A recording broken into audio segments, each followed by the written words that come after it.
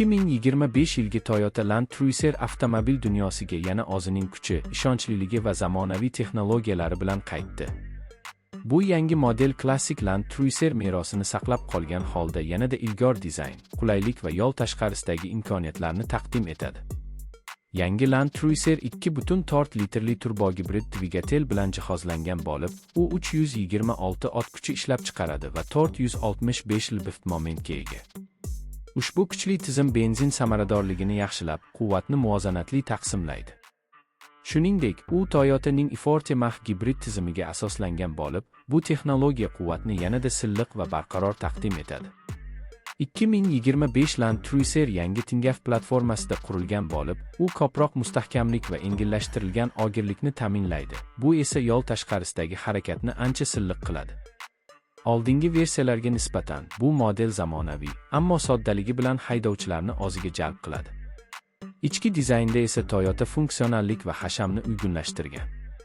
Salon ichida yuqori sifatli charm, 12.3 dyuymli axborot-ko'ngilochar ekran, simsiz Apple CarPlay va Android Auto hamda premium audio tizimi mavjud. Haydovchi uchun raqamli ko'rsatkich paneli va qulay boshqaruv tugmalari joylashgan. Yangi Land Cruiser xavfsizlik bo'yicha ham eng ilg'or tizimlarga ega. Toyota Safety Sense 3.0 tizimi adaptiv kruz nazorati, chiziqni saqlash yordamchisi, avtomatik to'xtash tizimi va kor joyini aniqlovchi sensorlar bilan jihozlangan. Bu xususiyatlar haydovchiga nafaqat xavfsizlik, balki tinchlik ham beradi. Yo'l tashqarisida esa Land Cruiser har doimgidek o'z sinfidagi eng kuchli raqiblardan biridir. Multiterrain Select tizimi, Travel Control va tort o'tkazgalish tizimi bilan u tosh, qum, loy yoki qorli yo'llarda bemalol harakatlana oladi. 2025 yilda Land Cruiser faqatgina qudrat emas, balki ekologik samaradorlikni ham e'tiborga olgan. Gibrid tizim yonilg'i sarfini kamaytiradi va chiqindilarni sezilarli darajada pasaytiradi. Dizayn jihatidan esa yangi Land Cruiser o'zining kvadrat shaklli kuzovi, LED faralari va kuchli radiator panjarasi bilan sodiq muxlislarga klassik ruhni eslatadi.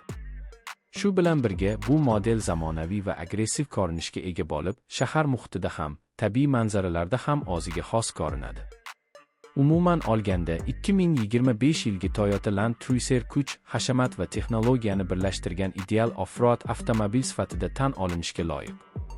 U nafaqat uzoq sayohatlar uchun, balki kundalik hayotda ham eng ishonchli hamroh bo'la oladi. Shunday ekan, siz yangi Land Cruiser haqida batafsil ma'lumot, yangiliklar va real haydash sharhlarini tomosha qilishni xohlasangiz, bizning Auto Insights kanalimizga obuna bo'ling. Bu yerda siz eng so'nggi avtomobil yangiliklarini, professional tahlillarni va haqiqiy avtomobil ishqibozlari uchun qiziqarli videolarni topasiz.